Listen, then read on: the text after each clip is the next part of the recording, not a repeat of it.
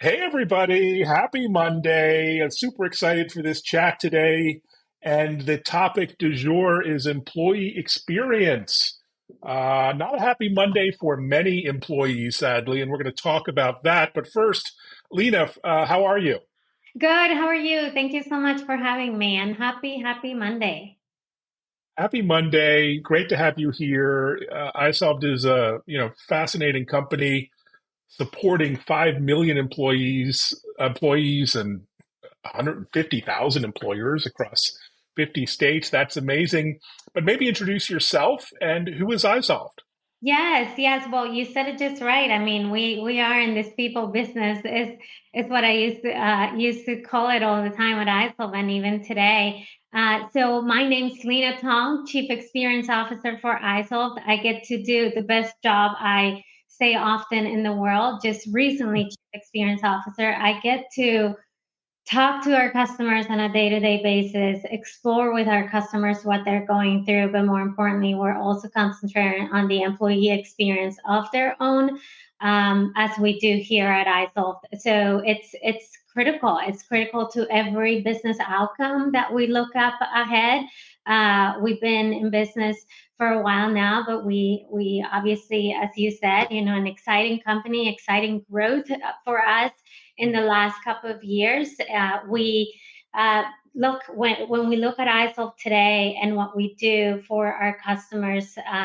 It is exciting to see that we get to change what they do every single day, but more importantly, the world's changing for them so much.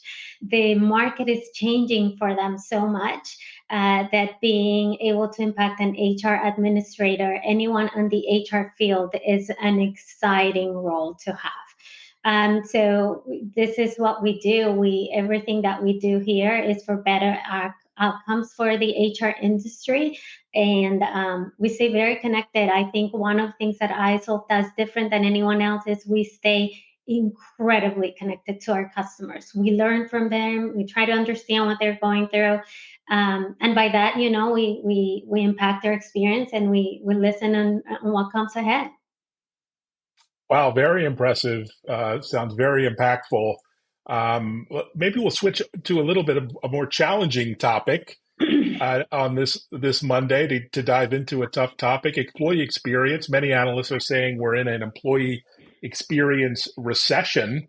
What's going on here, and what are your thoughts around the current state of the employee landscape? Yeah, so there's a little bit to dig into on that one specifically because we've been speaking to a lot of our analysts. Many speak of it as there is an EX recession coming, and maybe are calling it, and I like to call it this way if we start seeing it, is more of a seasonality or a winter, you might say, for EX. And that comes with budgets, some budgets being impacted by this. And the reason we say EIX is likely uh, probably going to have some seasonality on a winter seasonality is it's because the E and B is probably one of the budgets that we're seeing some customers say, well, if I have to reduce budget, this is an area where I'm going to reduce. We've made strides in the last couple of years already on DE and E and the outcomes that we have on businesses with investing on it. But look, we also see a lot of our customers saying that wherever the impact may be on an EX recession, they have to absolutely continue to concentrate on this, on the employee experience. Employee experience is being able to have these employees work, be productive, but bring good outcomes for the business. And there's so many different ways to do that today. But D and B being impacted by budgets is something that many of them are looking at. But when I speak to our customers, many are also saying, look, whatever we do, we cannot let go of employee experience because it's giving us business outcomes. So it's a tough a topic on a Monday, but what we continue to see as we speak to them is we will continue to concentrate on it. It's what I think it's most important is to think, well, what ways can we get around if we do, in fact, have to have some level of budget reduction on some of these programs that are so important to employee experience? Oh, great thought. And yeah, as a business owner, every day is a tough day. Yeah. And there's nothing tougher than dealing with workforce and HR issues. So, how do you help business owners sort of offload some of the workload of HR and workforce management while focusing on their employees and customers and all the things that you have to balance as a business owner? Yeah, look, I think there's plenty of ways, and I think what we do as a business is actually exciting because we get to do a lot of these things, and we speak to our customers often about streamlining like the self-service and chatbots, and this is when AI play is going to play such a what we call a lifeline to HR teams. There's so many possibilities there on what they can do with their own self-service, being able to provide information over to their employees, but also using chatbots ahead, and being able to answer the questions that they have, maintain them, keep them informed, but also through surveys. AI will play a big part in that, and the ones that are getting ahead of that. I know the HR industry has been talking about AI, for a bit now, but this year was incredibly popular. Or this year, when I speak of 2023, the last 6 months, it was incredibly popular. But when I say popular, it's a topic that is actually going to make strides when you think of any budget level that I have to reduce in some areas, but yet I still want to impact employee experience overall. When we look at employees today, we ran some of our surveys did show that 65 employees are still suffering from burnout today. When we ran this Mm. survey, right? Like, I mean, and burnout is real. We ran this same survey a year before, and we did see a reduction of about 4%. So it's still not being impacted up and down tremendously. Um, but alleviating that burnout does help with employee experience, because what do you want as a final outcome when you think of employee experience? You want employees that want to be here, that want to be productive, that want to be engaged, that want to provide a good customer experience, but also employees that want to be present. And I think with all these tools, you have the ability as an HR team to say, well, I can use some of these automated tools and these AI tools that are available Mm. to me, but I'm still learning from my employees. I'm learning how they're feeling.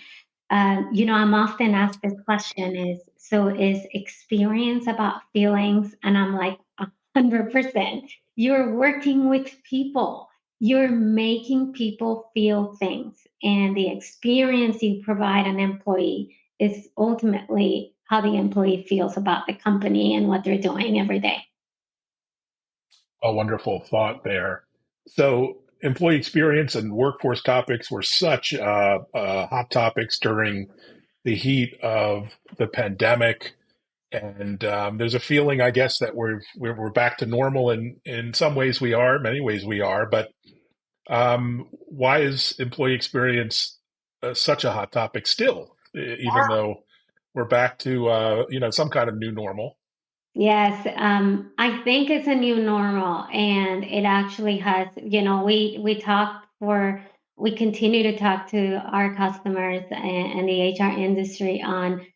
I mean, it completely transformed an HR role. How they had to become strategic overnight and had to make all these decisions they never really had to be exposed to. But in reality, when we think about why is this topic so present today on employee experience, like we moved from the great resignation into what Mm. we're calling today the big stay.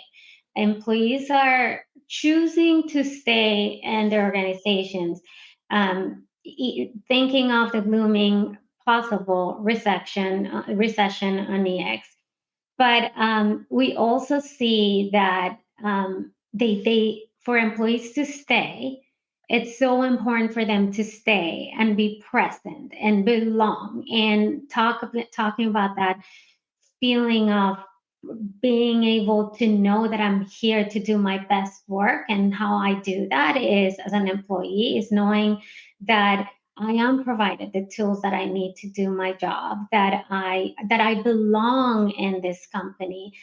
So there's the big stay from the great resignation into the big stay. There's so many components into how employers have to now concentrate on, okay, if they're staying, are they one staying and not being, they're just staying because they have to stay? They're not going to do their best work. So what things can you do in employee experience to improve that? And then there's also the, we talk about skilling a lot with Mm. stay as well. Is, are you providing this proper skills to all employees? And as the new generation now has come through into the workforce to provide the best employee experience. So I think businesses have now understand the importance of productivity and business outcomes thanks to employee experience. And even if budgets have to be lower, I think no matter what, um, uh, businesses will continue to make it a priority. It's important with the new generation coming behind us. It is important to them to belong, to do good work, to be upskilled. So it's a topic that is here to stay. Topic here to stay. Sandy, or someone from a sandy beach says you need to offer power naps or meditation, which, okay, I'll take that as a half joke. But actually, one of my favorite, Ariana Huffington, talks about the power of being present and Yeah. of meditation and of thoughtfulness, kindness, and all kinds of qualities. And you echo a little bit of Ariana. I don't know, maybe your cousins or something, but yeah, that's a really fun comment. The problem is business owners, we're told you got to focus on the customer, you got to focus on innovation or focus on service or support. So employee experience, is paid lip service to, but it tends to be lower on the rank. How do you link employee experience to business outcomes? Yeah, I mean, my gosh, like business outcomes being improving retention is Mm, number one. I think you want to keep your good employees, like employees that are driving the business. So that's the number one KPI that I would attach to employee experience, boosting retention, and then improving recruiting. No matter what, we will continue to recruit. The workforce will continue to recruit.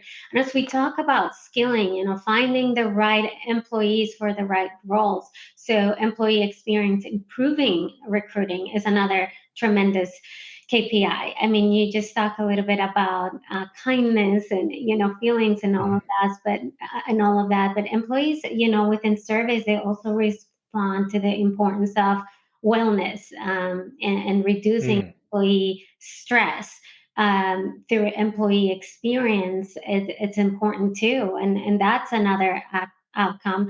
I think on the big scale of things, you are then constantly, if you're doing it right, if you are constantly listening to your employees, providing them information, training them, you are overall improving the culture of the company. And when you improve the culture of the company, you're just going to have tremendous outcomes. People love working for the company. People love mhm, here. They're going to do their best work. Then we have the other component that is, we have some employees in office. Some companies are, have brought all their employees back, and many have made decisions to just, we're just going to keep half and half, or we'll do 3 days a week. And the importance of employee experience within remote work is so important, because you're still going to have some type of workforce in your office, and how can you help those employees collaborate with each other for the business itself. So lots of KPIs that I throw in there, but I mean, I will go down to retention, recruiting, that all brings culture, reducing employees stress, and then collaboration. Wonderful sentiments, all of them. So, with a business owner looking to improve, enhance the idea of a purposeful employee experience, how should they get started? What are the baby steps towards that approach? Yeah, so I think everybody starts a little bit different, and I think the number one thing any employer should do is absolutely listen to their employees, and that the easiest way to do that is through surveys. Now, we depending on the size of the company, of course, but I still believe serving your customers, your employees, listening to them is absolutely the number one step that you can take. Um, we in one of our surveys we were showing that even with the employees that are saying with the big stay, we still found that 58% of employees plan to explore new opportunities since 2024. Um, Mm, that's insane. That's a big number, and so we talk about this sense of purpose, this sense of belonging. So as soon as you listen to your employees, so surveying will be a number one thing to do. I will still say, and I know we started our a chat with this, but it's focusing on the EMB efforts. And you don't have to go all out. Like you can start very small on what are you doing for a sense of belonging, even if your budget on DMB is being reduced in some level, like what mm, are you doing for these employees to feel good about being here and belonging. We all do our best work when we belong, when we know that we're welcome and that you want us there. And investing on employees. So this is the learning management systems have become continued to be very important. And I mm, always bring LMS because of everything we do and say about are we providing employees with every single thing they need to do their jobs. And I think LMS is a great way to transfer all the way from the beginning, from the moment you onboard someone to through the whole journey. I have all mm, this learning available to me, and I have all this additional learning available to me that might upskill me on this or upskill me on that.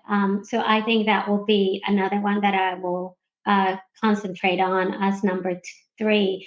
And at the end of the day, I think I talked to one of our customers last week about this, and we talked about going back to the basics sometimes, like what does HR does every single day. What is important to HR every single day? It's their employees, but you know, an employee that is not paid on time when they're mm. supposed to. It's crazy, like a very, Brutal. very bad experience. And when we're running our surveys, that was like the number one thing employees Mm, talked about their experience. They say, if I'm not getting paid on time, if I'm not getting paid what I'm supposed to,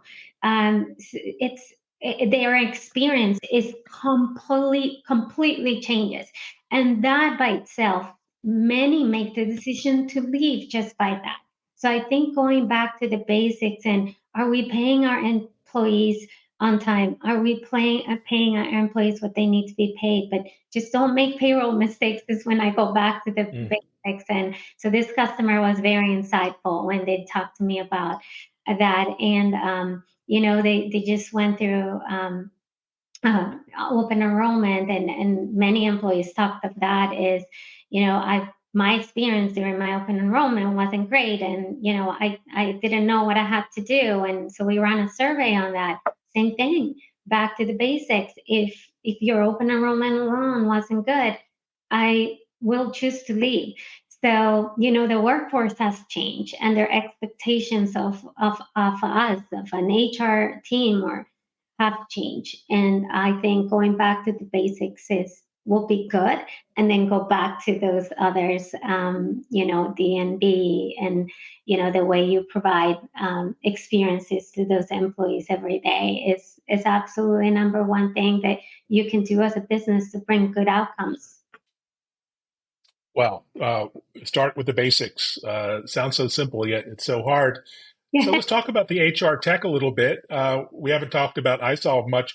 So how do you, as iSolved, influence employee retention, satisfaction in this kind of new work environment? What's your secret sauce there?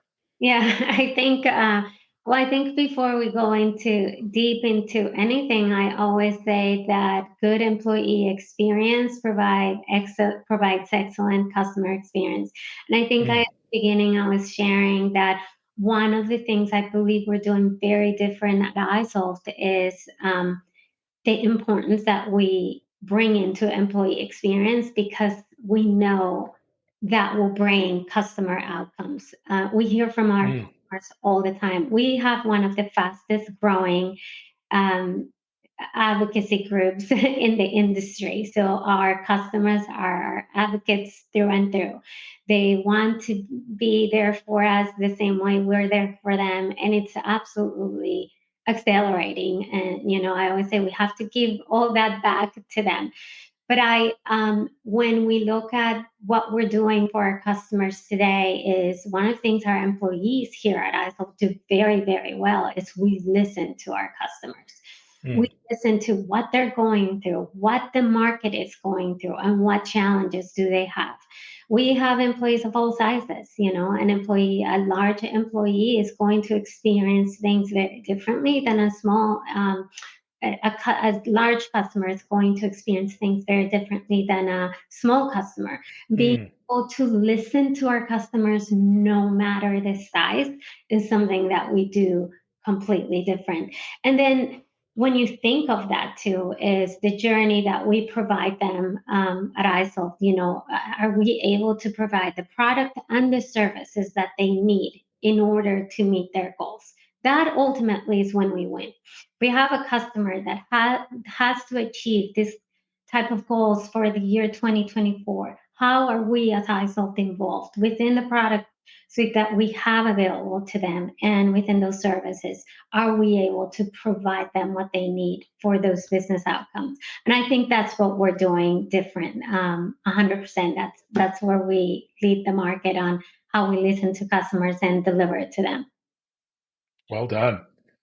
So you touched on AI briefly a moment ago. Maybe we could dive a little bit deeper on how AI and Gen AI will be relevant to, HR solutions, things like learning, personalization of employee experiences, so many opportunities. But what are you seeing or planning in Yeah, that regard?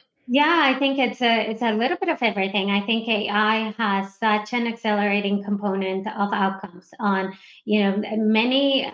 I don't like calling it. I know someone last week, one of our customers said it's like it was a shortcut. Is the way she Mm, translated to me, and is it was it really a shortcut?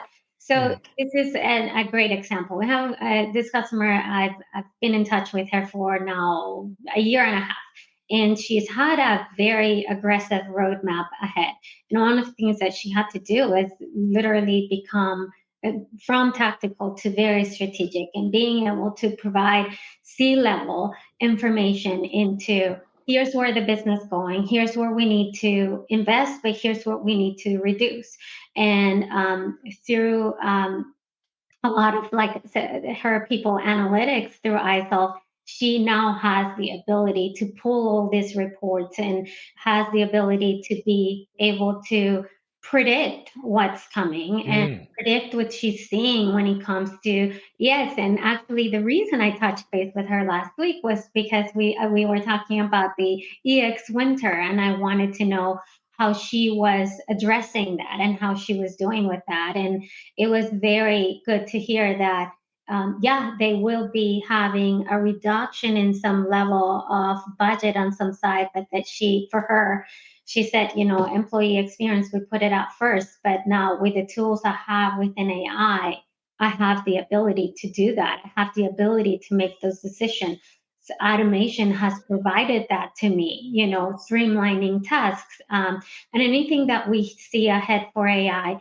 We talked last week with another customer where a big part of their workforce is what we continue to call the incoming workforce, and how they behave differently, and how they are likely going to be in a role for 30 years and then move on, and how we maybe upskill them into moving into a role into the same organization. We had a big discussion on that.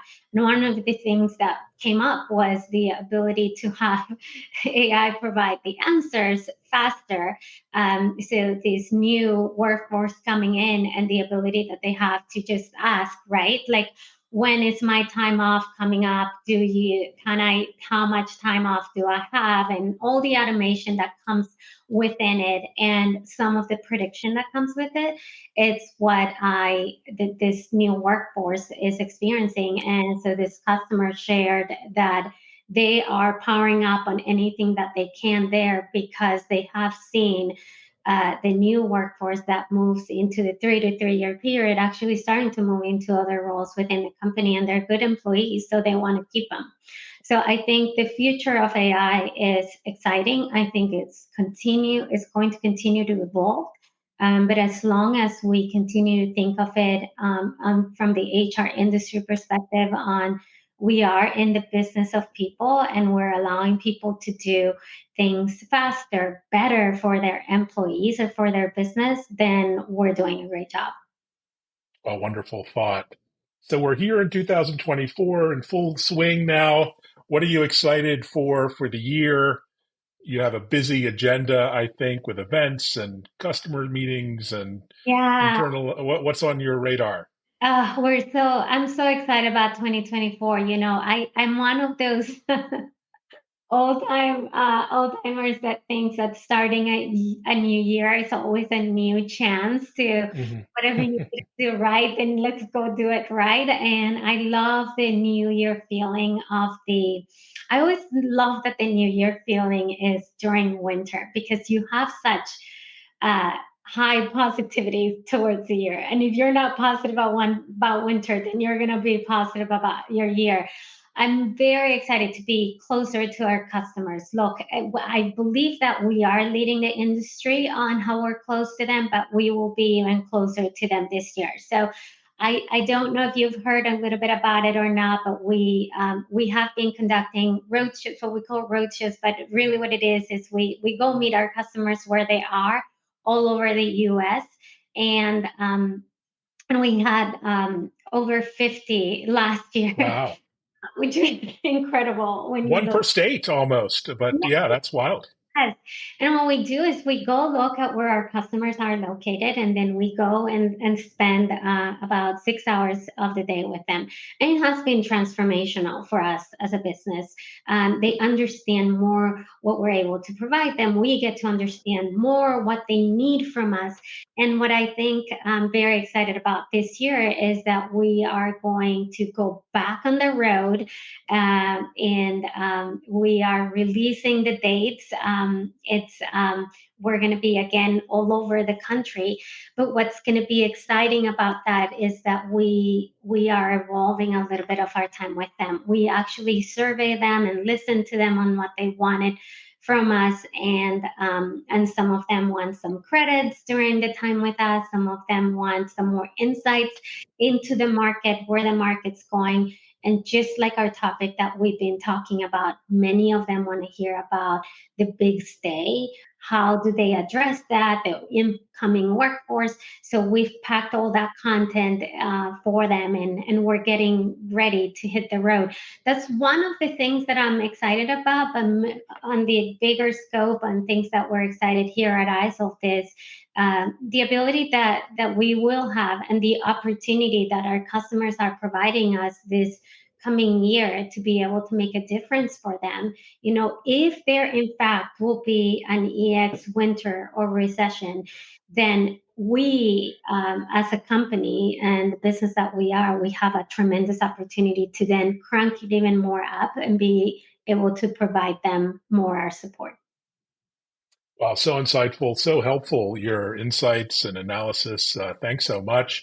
the big retail show is happening today and this week, and the NRF in New York City. And I hope some of those retailers are listening and watching and will embrace employee experience. If any industry needs it, it's the retail industry as well. So thanks so much for joining us, Lena. It was really a delight, and you're quite a dynamo. So really appreciate the interaction. And thanks everyone for watching. Reach out to iSolved. They're all over social media and have some great content and insights to share. Thanks so much. Thank you, Evan. Thank you for having me. Thanks. And thanks everyone for watching. Take care. Bye-bye.